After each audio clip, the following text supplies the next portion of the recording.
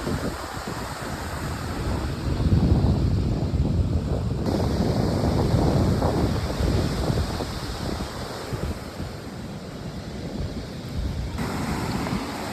be ablada bi Kenya na me be kene imba je ko ensure na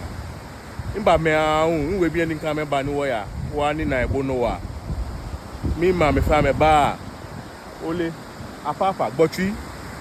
gbotui lele ne gbotui ne ni gbotui lele ne apapa ko oba choko no bi apapa apapa shiam amelele ne na ke we bi e ba e wo ebodo wa ngene ke 25 year jena come on jena any atwa amakwe time atwa 7 asani ya fo ebo no wa fast koni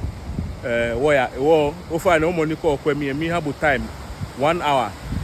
mi have 1 hour low 2 hours by 2 hours so ba fan yi won ya choko yo choko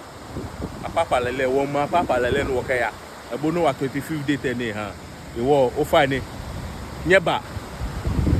koni wo ya lele fe ready ko bonu insho ke bonu shokoyo ona bia chale mo mu e na pe ene if air condition dey shemo wo mi menye onu o fa ne comment section e amana ye ne ko me kejo ke ibanye fe possible ni wo kelele baba nya wo ba wo bo e koni wa ni na ebo no wa beke ne asani shiko ya ni na ebo no wa shi bebe e wo ma lodu lele koni wo fe wo ya onu nye fi ready won ya nye nlo apapa lele apapa ora don ko ba choko no bi apapa apapa shian mi apapa na 6 amelele ne no ni wo ma ke ya bona lele mi ne emi fine air condition mi fine no fi anu nche wo ba anya ni wo ba anya nu wo ba anya aklo o mo ne oyeko aklo da o first time aklo ke gali aklo enu no wo pa for gali no wo ba ja no ba ye wo hanye ni leche ni ba ha bo e wale na kan ni wo yo ni ha no wo wa ga me ni wo jio me ke wo no box ni wo jio me ona freeze max bone ona na feel galika claw yeli mo no ni ajile na pupu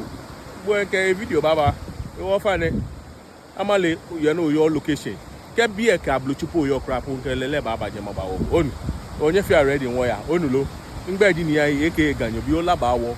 choko youtube ko onu lo